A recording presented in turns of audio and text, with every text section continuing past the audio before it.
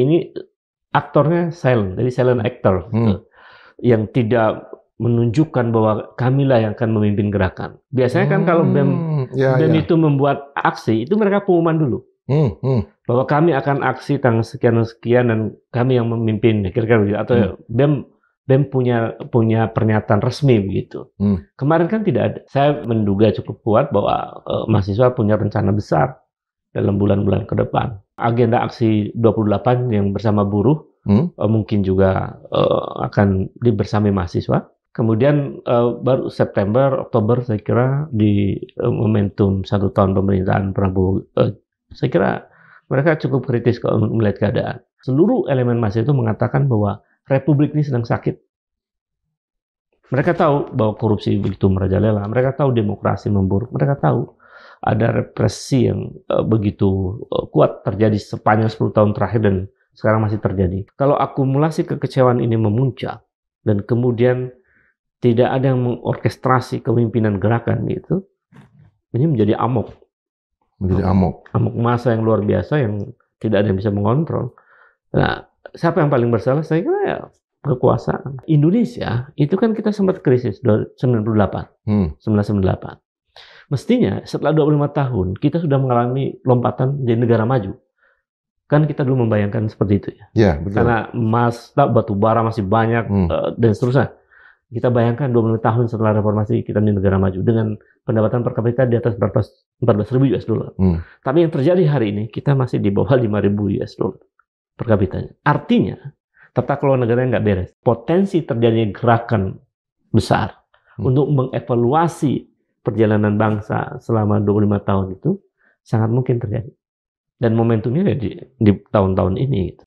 Apa gerakan mahasiswa yang lebih besar ini menunggu korban dulu? Jadi gerakan sosial besar itu kesadaran kolektifnya meluas di semua lapisan mahasiswa dan masyarakat. Kalau itu terjadi ya tanpa harus ada korban, mestinya perubahan bisa terjadi.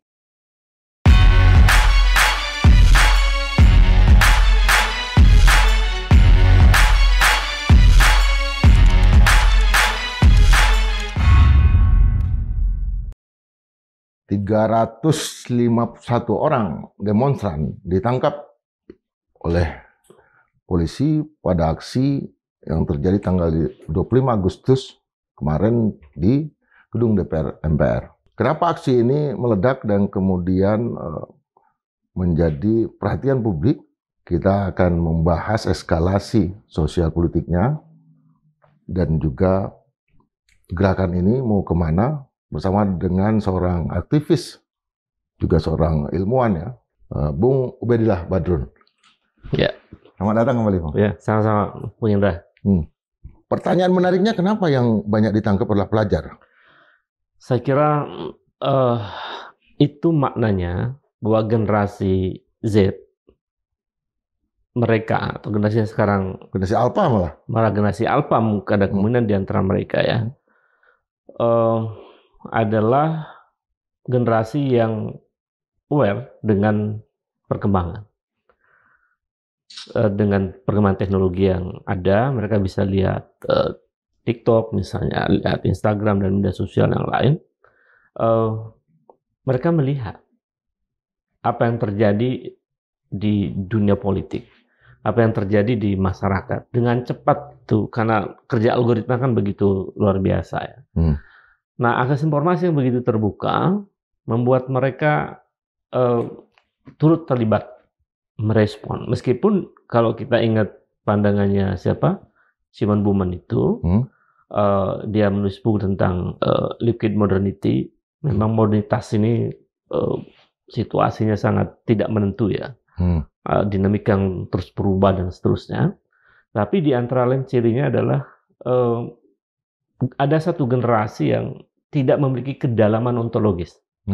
Jadi ontological deep-nya itu berkurang tuh mereka. Atau tidak seperti mungkin generasi sebelumnya yang ruang media sosial itu sangat, atau bahkan belum ada gitu. Karena mereka berguru dengan buku, riset dan semacam. Kalau sekarang kan dengan jari mereka bisa berselancar di media sosial. Karena situasi itu mereka meskipun tidak memiliki kedalaman ontologis, yang tentu dampaknya besar ya.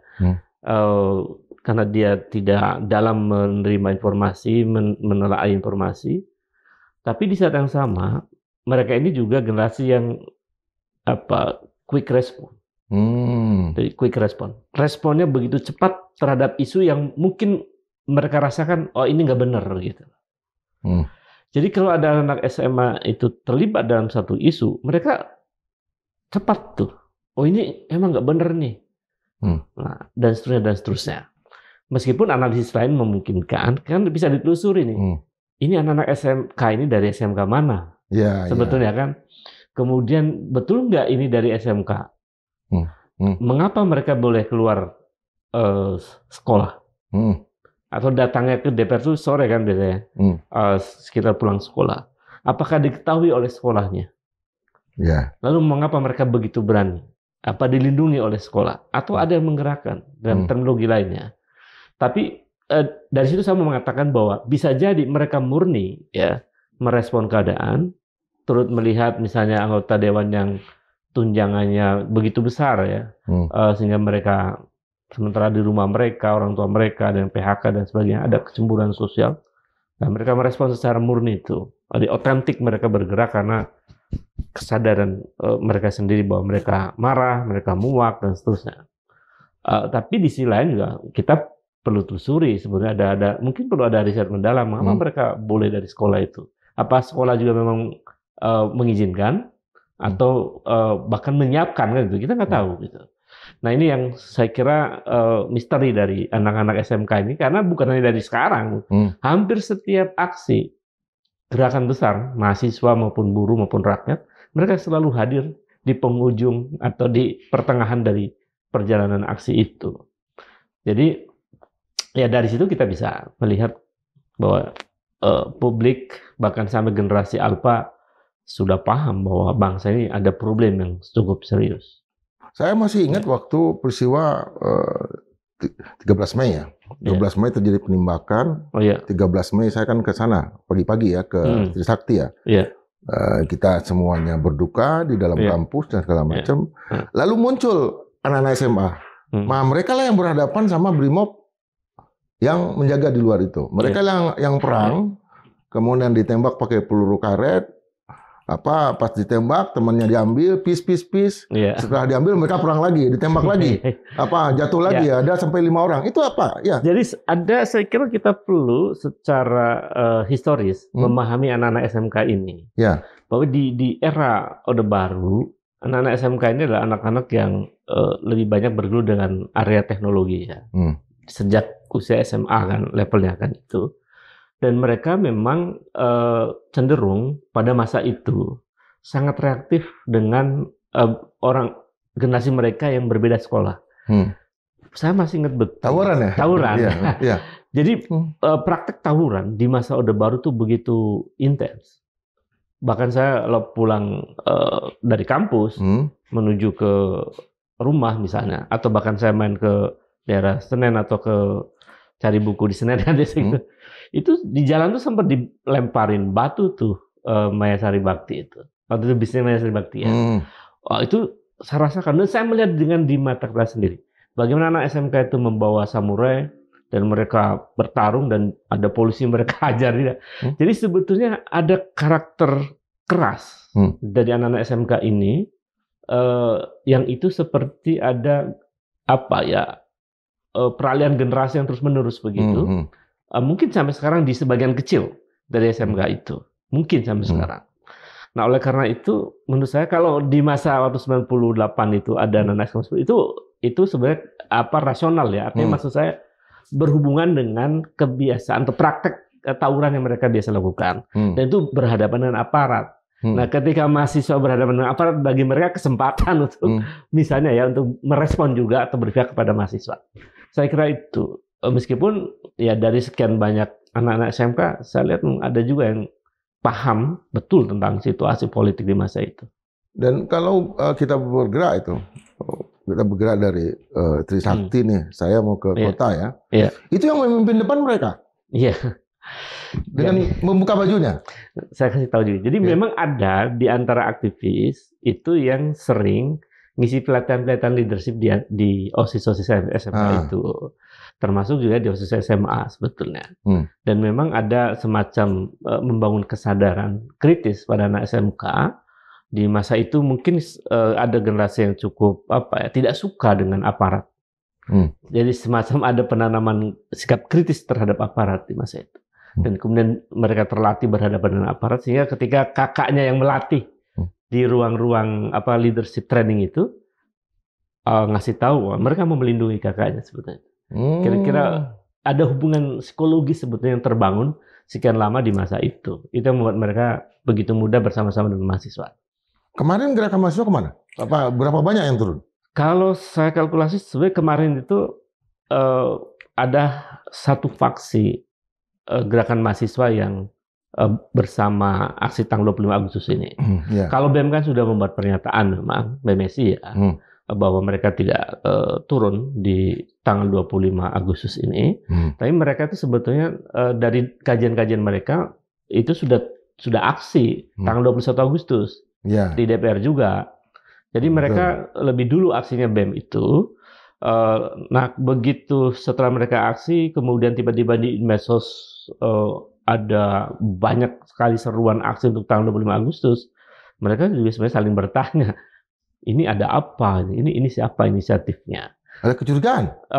Saya kira banyak orang yang mendeteksi bahwa ini ada satu skenario yang dilakukan oleh pihak tertentu, semacam test the water sebetulnya. Apakah terjadi sebuah ekspresi kolektif ketika ada seruan melalui media sosial tanggal 12 Agustus itu dimunculkan, ternyata kemudian direspon oleh netizen kan dengan luar biasa, karena peristiwa yang kemudian dimunculkan peristiwa joget-jogetnya anggota DPR kan. Kemudian soal tunjangan dan seterusnya itu membuat kemarahan publik itu tersambung di situ sebetulnya. Apalagi narasi yang diproduksi oleh anggota DPR kan bikin marah publik. Ada kata-kata apa itu agak kasar saya kira anggota DPR ya. Betul. Itu saya kira nggak tepat. Kemudian ada penjelasan yang tidak detail gitu, tidak benar gitu, yang kemudian dikoreksi kan soal biaya tunjangan rumah yang 1 hari 3 juta itu kan. Pernyataan atau tentang pembubaran DPR dibalas sama Sarkoni ya. Iya. Jadi karena kemudian DPR performanya seperti itu, maka kemudian publik melihat nggak wajar atau nggak layak kalau kemudian tunjangannya sebesar itu, kira-kira itu. Nah, karena jadi kan sebenarnya kemudian saya menangkap dengan rasional ya, bahwa kenapa kemudian ada faksi mahasiswa yang bersama-sama dengan masyarakat turun tanggal 25 Agustus itu. Itu karena mahasiswa juga melihat ini memang ada persoalan serius. Jadi akumulasi kekecewaan mahasiswa, termasuk mungkin juga anak-anak pelajar dan masyarakat umum terhadap DPR itu terlalu banyak. Mereka kekecewaan demi kekecewaan terjadi. Misalnya pada saat tahun 2019 ada revisi undang-undang KPK, undang-undang Omnibus Law, lalu ada agenda rencana revisi undang-undang pilkada dan lain-lain itu, undang-undang yang diduga kuat untuk membeli karpet merah pada putra mahkota yang kedua itu ya. Jadi itu kan akumulasi kekecewaan, dan dalam proses perumusan undang-undang juga seringkali tidak ada meaningful participation. Nah, karena kekecewaan begitu memuncak, mahasiswa kemudian juga ikut terlibat di dalam gerakan 25 Agustus itu. Tetapi saya cermati ini aktornya silent, jadi silent actor yang tidak menunjukkan bahwa kamilah yang akan memimpin gerakan. Biasanya kan kalau BEM itu membuat aksi, itu mereka pengumuman dulu. Bahwa kami akan aksi tanggal sekian dan kami yang memimpin, kira-kira begitu. Atau BEM punya pernyataan resmi begitu. Kemarin kan tidak ada. Tidak ada yang bertanggung jawab. Tidak ada yang menyatakan itu. Bahwa yang mahasiswa yang terlihat ikut dan berorasi di mobil komando kemarin itu adalah dari gerakan mahasiswa bersama rakyat atau Gemarak. Gemarak. Dan saya kira Gemarak ini punya idealisme tertentu juga. Karena diskursus ideologi sepertinya masih tumbuh di situ, karena ada gagasan yang bersifat ideologis kan di tuntutannya ya. kemudian persoalan pemakzulan Wapres, pengadilan untuk Jokowi, kemudian tolak RUU KUHAP begitu ya. Dan itu ada kemarin ya? Ada semua tuntutan itu. Jadi itu dari mahasiswa, tuntutan itu yang muncul ke publik. Kalau masa aksi yang itu semuanya cair itu. Jadi yang terlihat tuntutannya itu dari mahasiswa. Jadi saya kira saya cukup apresiasi ada mahasiswa yang menyelamatkan sekian masa yang tumpah ruah itu dengan tidak begitu tidak terorganisir begitu, sangat cair. Tapi mahasiswa mau mengatakan bahwa ini loh gagasan yang kami inginkan. Dan saya kira itu mesti menjadi pukulan sebetulnya buat siapapun ya, buat anggota parlemen, termasuk juga mereka yang mungkin silent actor itu, bahwa mahasiswa bisa nih memanage isunya, bahwa memang mereka punya keinginan, punya gagasan-gagasan untuk kritis terhadap DPR dan ingin memberikan solusi sebenarnya pada kondisi bangsa hari ini. Padahal masa aksi mahasiswa nggak terlalu banyak dan nggak banyak kampus yang terlibat ya? Enggak, itu mungkin hanya 3-5 kampus. Dan itu satu faksi gerakan mahasiswa di Jakarta ya. Tetapi ini sebenarnya mereka terkoneksi juga dengan faksi-faksi lain. Saya menduga cukup kuat bahwa mahasiswa punya rencana besar dalam bulan-bulan ke depan. Itu mereka nggak turun dulu? Enggak. Baru mereka 21, 25 nggak turun untuk agenda yang lain. Kemungkinan biasanya, ya bukan biasanya ya, karena problem negara ini makin rumit. Dugaan saya cukup kuat bahwa agenda aksi 28 yang bersama buruh mungkin juga akan bersama mahasiswa. Tanggal 28 Agustus ada lagi gerakan buruh. Karena buruh kan kemarin menolak untuk hadir dalam pernyataan Jumhur karena mereka tidak melihat leadernya. Nanti mereka melakukan aksi sendiri tanggal 28 Agustus. Mahasiswa akan ikut? Ada kemungkinan, tapi tidak seluruhnya ya. Kemudian baru September, Oktober saya kira di momentum 1 tahun pemerintahan Prabowo, saya kira mereka cukup kritis kalau melihat keadaan. Karena performa DPR kan menurut saya masih belum bagus ya. 5 tahun kemarin saja dari hampir 270-an program legislasi nasional kan DPR hanya bisa 27 undang-undang.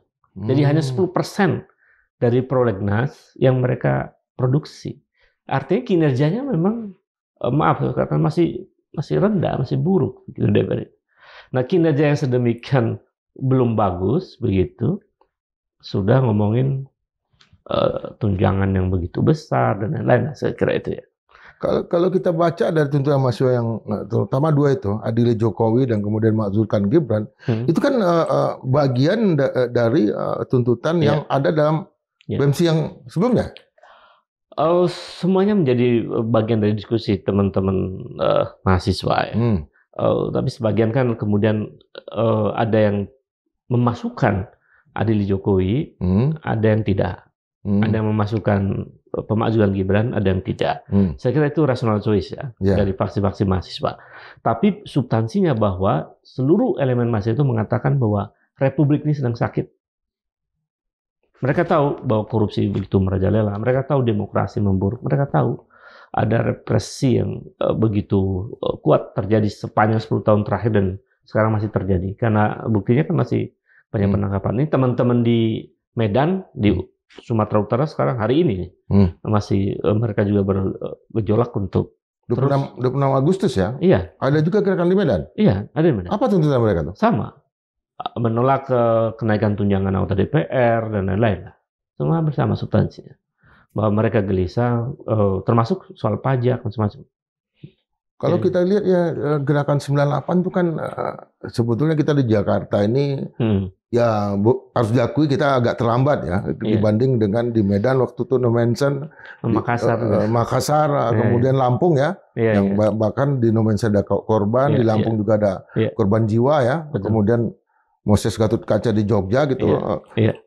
Apa gerakan mahasiswa yang lebih besar ini menunggu korban dulu? Saya kira tidak harus ya. Tidak harus kemudian menumpahkan korban dari generasi mahasiswa ini. Artinya jika kemudian gerakan ini kolektif membesar, kan salah satu ciri gerakan sosial besar itu kesadaran kolektifnya meluas di semua lapisan mahasiswa dan masyarakat. Kalau itu terjadi ya tanpa harus ada korban, mestinya perubahan bisa terjadi.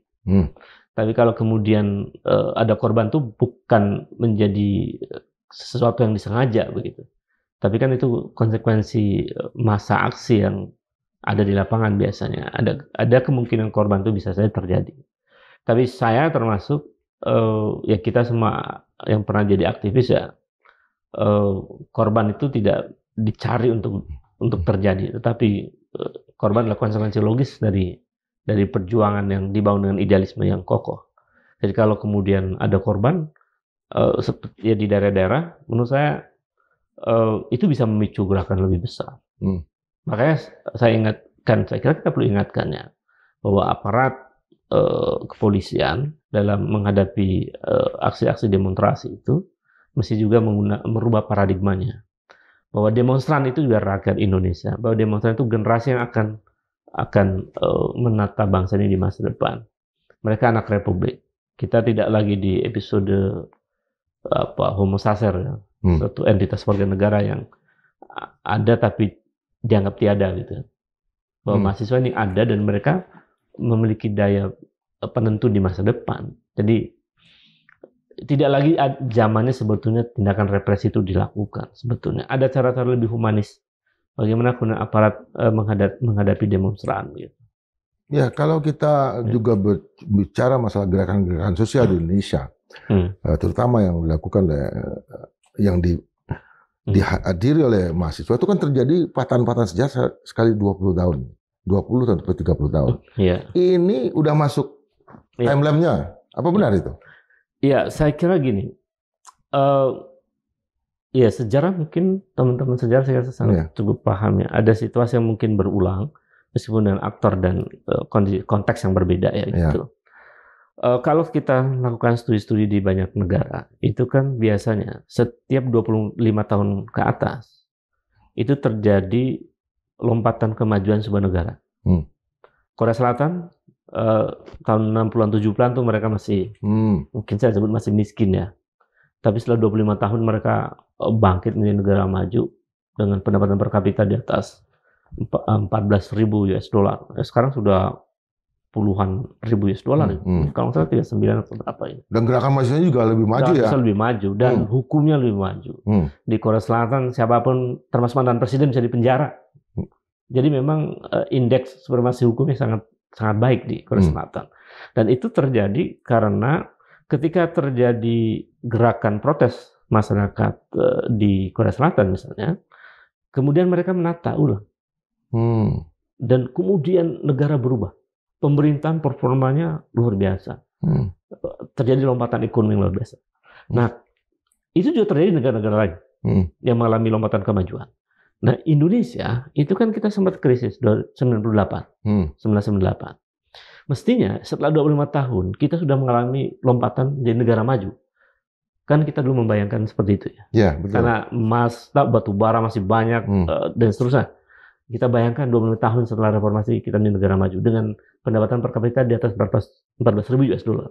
Tapi yang terjadi hari ini kita masih di bawah 5.000 US dollar per kapitanya. Artinya tata kelola negaranya nggak beres. Nah, kalau situasi ini berbalik dari imajinasi kolektif kita di masa lalu atau dari logika dinamika perkembangan negara, ada tidak sesuai dengan yang seharusnya. Artinya potensi terjadinya gerakan besar untuk mengevaluasi perjalanan bangsa selama 25 tahun itu sangat mungkin terjadi. Dan momentumnya di tahun-tahun ini. Gitu. Di tahun-tahun ini. Maksudnya antara, sekarang sudah, dari reformasi sudah 27 tahun kan? Iya, betul. Jadi antara 25 sampai 30 kan? Jadi memang situasi yang pelik. Karena performa pemerintahnya buruk. Iya, betul. Ini. Bahkan pemerintahnya baik pun gelombang itu tetap ada. Berpotensi seperti itu. Kalau pemerintahnya baik, selagi satu saja kesalahan, itu responnya akan dahsyat. Karena itu sebetulnya dalam situasi ini kan pertumbuhan satu generasi ya. Ya betul. Jadi 20 tahun kan berarti ada satu generasi yang lagi jadi mahasiswa begitu, yang mereka punya mimpi berbeda dengan generasi yang lama. Dan hari ini saya analisis begitu bahwa generasi Z ini punya mimpi besar tentang masa depan Republik. Tapi mereka termasuk generasi yang dikorbankan oleh praktek kekuasaan. Mereka hari ini ada Gen Z yang nganggur 9 juta lebih dan seterusnya itu kan fakta empirik yang mereka rasakan. Oh ternyata kayak gini. Kemiskinan bertambah dan seterusnya. Lalu ada kecurigaan bahwa angka-angka pertumbuhan ekonomi dan segala macam itu stagnan. Angka-angka yang dikeluarkan resmi itu pun manipulatif. Banyak pertanyaan di situ karena aneh gitu. Dengan PHK yang banyak kok pertumbuhan ekonomi naik dan seterusnya. Kan lagi jadi perdebatan kan itu. Ya. Jadi kekecewaannya sudah terbaca. Saya khawatir kalau akumulasi kekecewaan ini memuncak dan kemudian tidak ada yang mengorkestrasi kepemimpinan gerakan gitu, ini menjadi amok. Amok massa yang luar biasa yang tidak ada yang bisa mengontrol. Nah, siapa yang paling bersalah? Saya kira ya kekuasaan, karena mereka nggak mau menunjukkan performa yang benar, atau setidaknya dalam istilah yang lebih keren kan, atau istilah modern disebut dengan good governance. Jadi ketika good governance di jalannya pemerintahan tidak ditampilkan atau performanya jauh berbeda dari prinsip-prinsip good governance, menurut saya potensi sikap kritis kolektif dari generasi baru hari ini sangat tinggi. Makanya jangan anggap remeh tuh Gen Z sekarang, termasuk generasi Alpha, karena mereka sangat update dengan informasi. Ya, sebelum gerakan kemarin 2 atau 3 hari sebelum itu, saya juga ketemu dengan tokoh-tokoh dari 212. Oh ya. Kemudian mereka juga akan turun dan segala macam. Salah satu yang menjadi beban pikiran mereka adalah persoalan kilometer ke-50 ya. Oh iya. Tetapi juga ada kelompok-kelompok yang lain yang mengatakan ingin turun, cuma mereka curiga nanti ada martir. Ini sebetulnya menunjukkan bahwa kehadiran massa aksi yang besar itu sebetulnya dibutuhkan oleh kalangan-kalangan seperti ini. Dalam situasi tertentu, ketika aspirasi publik tidak lagi didengar, respon kekuasaan termasuk respon parlemen nampak arogan misalnya, saya kira kekecewaan dan kemarahan publik itu akan membesar. Dalam situasi yang semacam itu, sangat mungkin tindakan-tindakan yang represif itu dibalas dengan sebuah perlawanan yang sangat radikal dari massa aksi ya. Nah kalau situasi seperti itu yang terjadi ya, saya kira situasinya buruk ya. Karena itu akan sangat berpengaruh kepada ekonomi secara keseluruhan ya. Iya, kan sebetulnya logika sederhana yang kita pahami bahwa negara yang demokrasinya buruk, termasuk juga ekonominya, performa pemerintahnya buruk, koruptif dan seterusnya, itu dipastikan ekonominya buruk. Iya. Itu hasil risetnya World Economic Forum kan. Betul. Jadi banyak sekali para pemodal yang sehat itu nggak mau investasi di negara yang korupsinya merajalela, tidak ada good governance dan demokrasinya buruk. Karena mereka ngapain investasi di negara seperti itu? Karena itu kenapa kita penting bicara bahwa demokrasi itu penting, bahwa DPR itu harus mendengarkan aspirasi rakyat itu penting. Sebetulnya dalam rangka juga membangun good governance, dalam rangka membangun kepercayaan publik baik nasional maupun internasional, agar ekonomi bangkit. Nah, tapi kalau good governance tidak jalan, korupsi merajalela, demokrasi memburuk, aspirasi dibalas dengan represi, ya sudah. Kita akan berkepanjangan seperti ini. Kita situasinya stagnan dalam posisi negara yang mungkin lama untuk mengalami lompatan kemajuan. Dalam momen gerakan massa, terutama mahasiswa sebelumnya ya, pas ada kehadiran dari, kita tahu kawan kita juga Habibur Rahman, tetapi ditimpukin. Nah kemarin tidak satu pun anggota DPR yang berani menemui massa. Itu kedepannya mereka akan semakin radikal dengan pertunjukan bahwa wakil rakyat sama sekali tidak merakyat. Iya, saya juga heran dengan DPR ini. Saya heran, apa mereka kurang bekal ya tentang konsep-konsep demokrasi itu. Jadi kan sebetulnya bagaimana DPR ketika menghadapi tuntutan masyarakat. ketika menghadapi demonstrasi yang radikal. Bagaimana caranya? Saya kira sederhana sebetulnya. Bagaimana DPR melakukan respon rasional terhadap aspirasi publik. Mereka bisa berhadapan dengan publik, jelaskan secara rasional mengapa ini terjadi dan seterusnya. Jadi rasionalitas itu penting dalam politik. Atau mereka respon dengan tindakan. Datang, temui demonstran, kan begitu. Kemudian dengarkan, lalu mereka tangkap apa sih aspirasi sesungguhnya dari demonstrasi itu.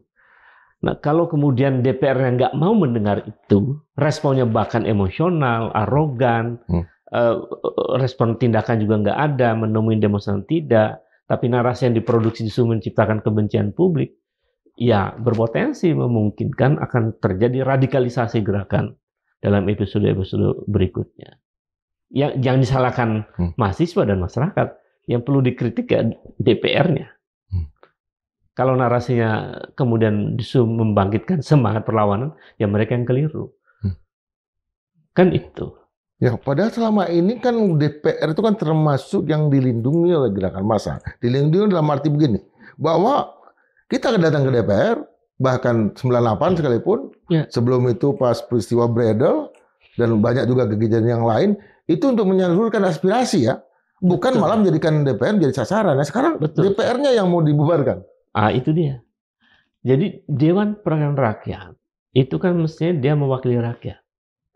Dia menjadi rumah rakyat. Tapi ketika dia tidak lagi menjadi rumah rakyat, dia tidak mewakili kepentingan rakyat, itu kan artinya berhadapan dengan rakyat.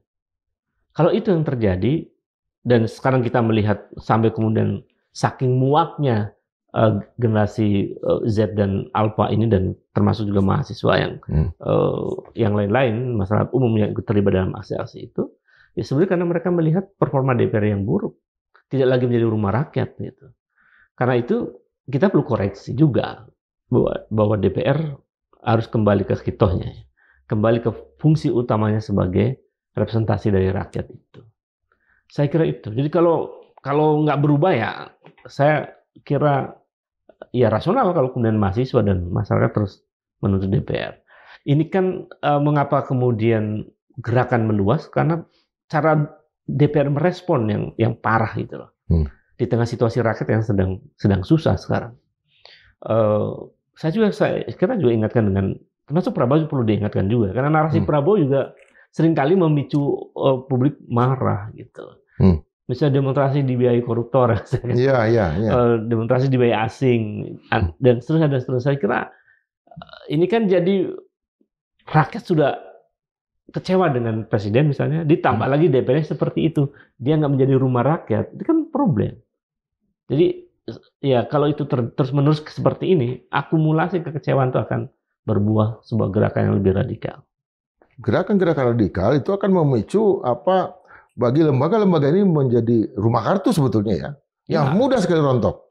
Saya kira bisa terjadi seperti itu, karena dalam sejarah kita DPR pernah dibubarkan kok, pernah tidak berfungsi.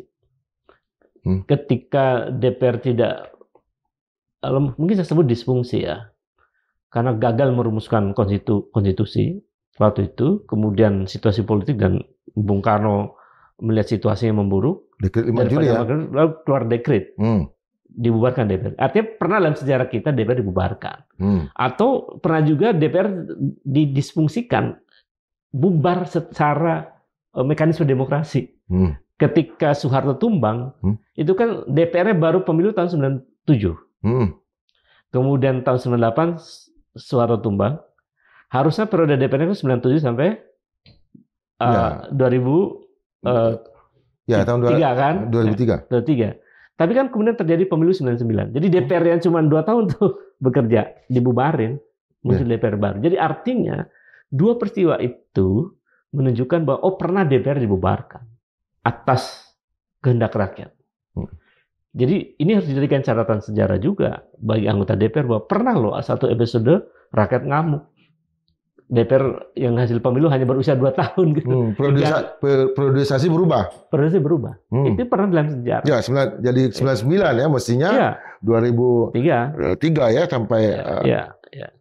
Jadi saya kira itu peristiwa yang apa namanya perlu dicatat juga. Mengapa kemudian mereka para demonstran yang menuntut DPR dibubarkan? Karena itu. Apa kejadian di Pati, kemudian di Bone, itu kan lebih banyak ke masa aksi rakyat secara keseluruhan, itu akan berpengaruh secara nasional nanti? Saya kira tanda-tanda itu kan penanda ya, tanda dari sebuah kekecewaan publik pada keadaan. Apa yang terjadi di Pati, di Bone, dan mungkin bisa merambat ke mana-mana. Apalagi di Jakarta sudah seperti itu aksi-aksinya. Nah, kalau ini kemudian pemerintah, termasuk DPR dan DPRD, tidak mampu mengelola situasi dengan baik, bahkan gerakan lebih masif, lebih besar, lebih luas bisa terjadi. Karena kan problemnya, kalau kita baca beberapa literatur terakhir soal ekonomi kita sudah memasuki krisis fiskal kan.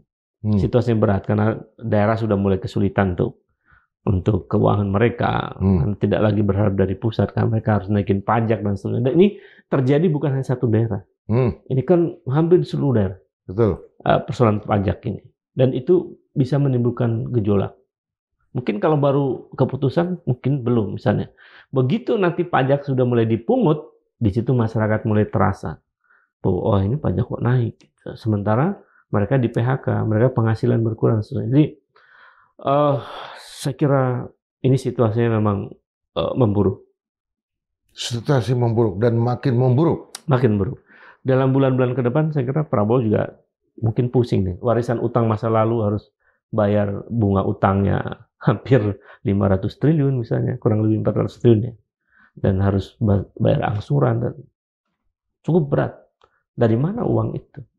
Minjem lagi, nambah utang lagi kita. Ya. Berat lagi. Jadi situasinya berat. Dan saya kira dalam situasi yang berat ini memerlukan kemampuan komunikasi politik dan komunikasi publik yang baik dari pemerintah maupun DPR. Bila perlu ini dibatalkan itu kenaikan gaji DPR, saya kira lebih tepat. Tindakan rasional DPR itu diantaranya mereka mengoreksi anggaran DPR itu. Kalau misalnya gajinya naik, ditunda misalnya. Kalau tunjangan rumah naik, dikurangi misalnya. Dan seterusnya. Itu kan rasional. Kalau ada penjelasan rasional.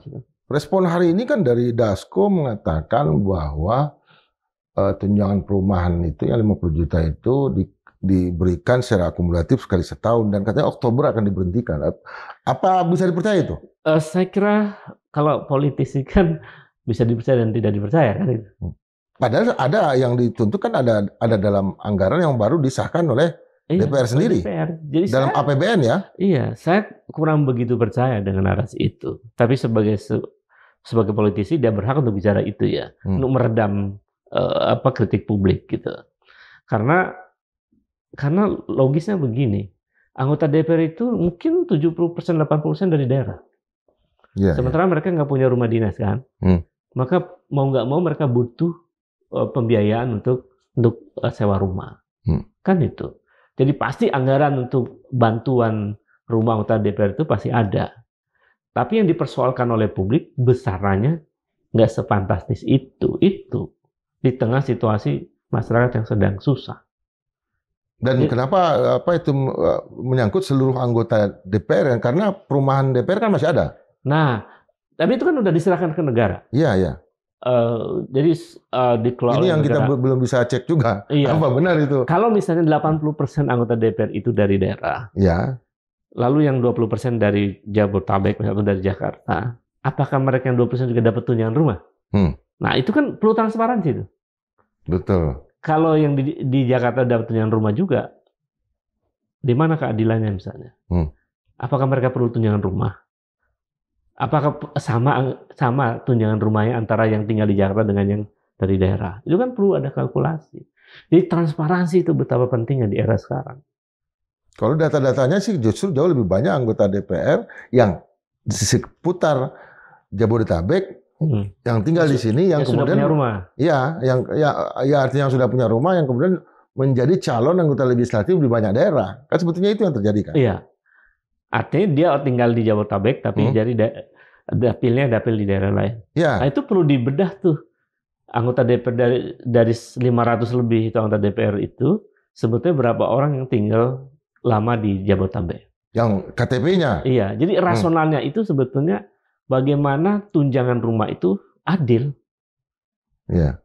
Kan ini nampak tidak adil, karena tidak transparan. Diduga tidak adil di situ ya, karena tidak ada transparansi. Nah, kalau tidak transparansi, pasti menimbulkan tanda tanya besar. Itu yang tidak dijawab dengan rasional oleh DPR. Itu yang membuat kemudian publik marah. Jadi sepanjang itu tidak ditampilkan secara transparan dan rasional, sepanjang itu pula publik itu tanda tanya. Kok DPR nggak transparan? Kok DPR nggak menjelaskan? Bukankah kami yang memilih Anda menjadi DPR? Jadi anggota DPR juga perlu tahu, mereka jadi anggota DPR itu dari rakyat akan memilih. Kalau rakyat membangkang nggak ikut pemilu, mana ada mereka di DPR? Karena itu penting. Ya, yang juga muncul dalam tuntutan yang dibacakan kemarin, saya membaca ya, sekalipun ini kawan, tapi apa tangkap Fadlizon, batalkan ini muncul loh. Itu bagaimana penjelasannya itu? Itu kan akumulasi ya. Yeah. Jadi Fadlizon kan sempat membuat pernyataan bahwa kekerasan massal pada 98 itu tidak terjadi kan. Dia mau menghapus sejarah pemerkosaan massal di masa itu. Nah, dia berdasarkan referensi satu majalah. Padahal majalah itu membuat dua produksi itu. Dia bacanya yang pertama. Okay. Jadi sebetulnya ada korban memang bercerita. Nah, bagi mereka yang terlibat sebagai tim pencari fakta di masa itu, ya, TGPF ya, tim gabungan pencari fakta di era 98, 99 itu kecewa lah dengan pernyataan Fadlizon itu. Saya kira Fadlizon mestinya dia diskusi dulu lah dengan TGPF, dengan ahli sejarah, sebelum kemudian menarasikan ke publik. Nah, dia menarasikan seperti yang dia imajinasikan kan itu, berdasarkan bacaan dia. Nah, menurut saya ini juga perlu dikritik, dan itu menimbulkan kemarahan bagi mereka, anak-anak yang saudaranya menjadi korban di 98. Saudara mereka, dan itu kan banyak korbannya. Ya. Jadi menurut saya ya rasional atau wajar lah mahasiswa kalau kemudian memasukkan salah tuntutannya itu agar membatalkan itu, dan Fadlizon dikritik di situ ya. Saya kira kalau Fadlizon aktivis ya biasalah dikritik kan. Yeah. Kalau kritiknya benar ya berubah kan biasa aja gitu. Tapi kalau kritiknya benar lalu dia nggak berubah ya tanggung jawab sendiri. Nah, yang menarik nih Pak Lurah ini, Pak Lurah yang mobilnya kena dan dia melapor ke polisi. Yang dia laporkan masa aksi ini. Ya. Bagaimana cara menjelaskan Pak Lurah ini? Saya menyesalkan ya situasi itu. Kan Pak Lurah itu sedang perjalanan, ya kan? Kemudian ada masa aksi yang cair kan begitu. Pak Lurah masuk ke wilayah itu. Sebetulnya pertama tindakan kekerasan dalam bentuk apapun tidak dapat dibenarkan. Tidak dapat dibenarkan ya. Termasuk melakukan tindakan seperti itu. Para demonstran itu nggak dibenarkan melakukan tindakan seperti itu. Memecah mobil, apalagi membakar dan sebagainya. Tetapi secara sosiologis, situasi cair, kerumunan yang tak terorganisir, itu biasanya ada tindakan kolektif yang irasional. Jadi ada situasi psikologi sosial yang mereka munculkan dalam satu kerumunan, dan dalam kepalanya ada imajinasi, ada musuh bersama. Ada common enemy. Siapa musuh mereka itu? Ya aparat misalnya, atau orang-orang pemerintah. Kebetulan mobil Pak Lurah itu platnya merah ya.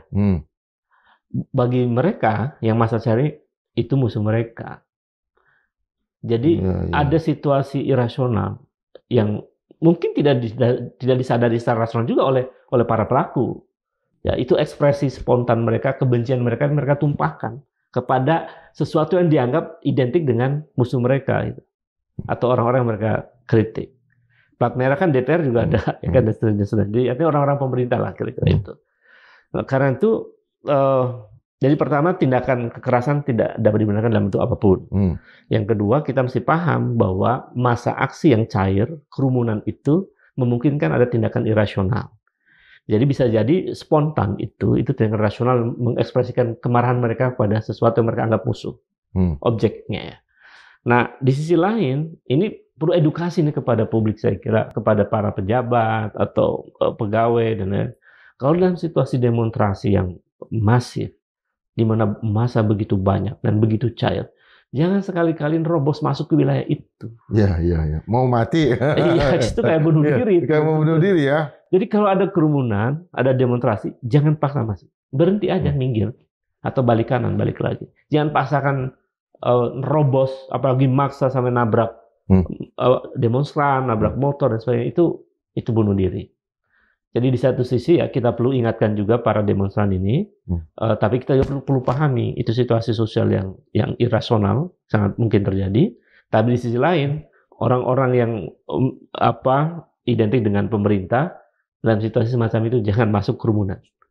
Malah kalau kita ingat juga adegan sebelumnya itu tahun sebelumnya di DPR ketika ada ambulan malah dikawal sama mahasiswa ya, sama Mas Aksi kan? Iya, karena kalau ambulan kan simbol kemanusiaan begitu ya. Ya mereka kan minggir semua kan? Minggir semua. Jadi kalau mau pejabat mau maksa karena ngejar waktu dipanggil presiden misalnya. Nah, ambulan. Pakai ambulan kira gitu. Itu ada kepentingan kemanusiaan. Itu mungkin bisa diterima oleh demonstran. Iya. Daripada pakai kendaraan yang plat merah. Ya. Apalagi plat yang aparat itu. Lalu ada teriakan yang mobil yang warnanya putih kan, teriakan bahwa itu DPR kan? Iya. Jadi dalam situasi kerumunan massa yang sangat cair, teriakan itu seperti komando deh.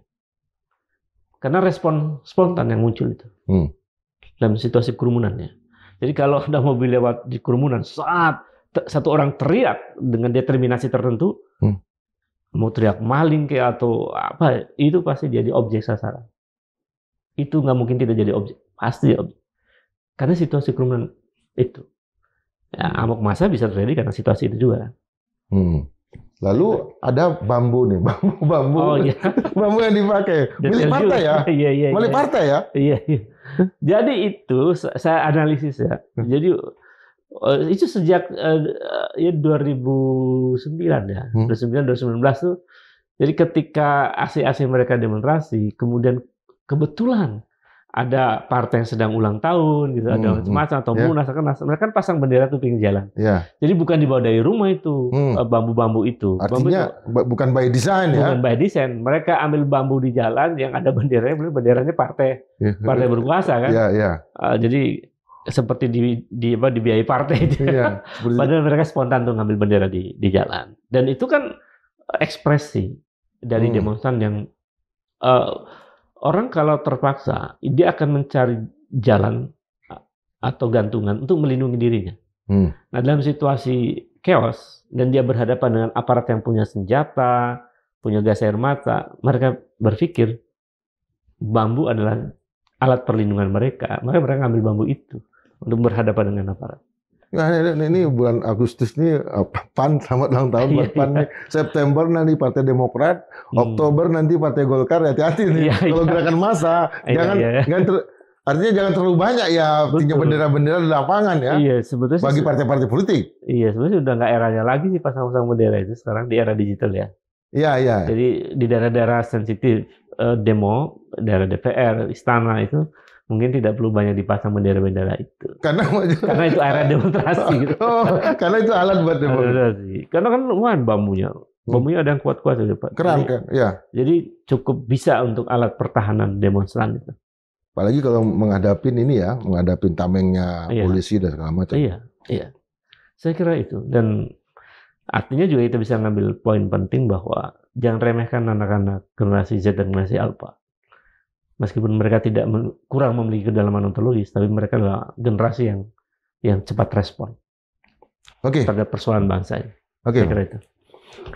Sobat Madilog, kita tahu bahwa gerakan-gerakan massa ini adalah ciri khas dari negara-negara demokrasi, tapi juga makin kencang ketika otoritarianisme itu gejalanya muncul.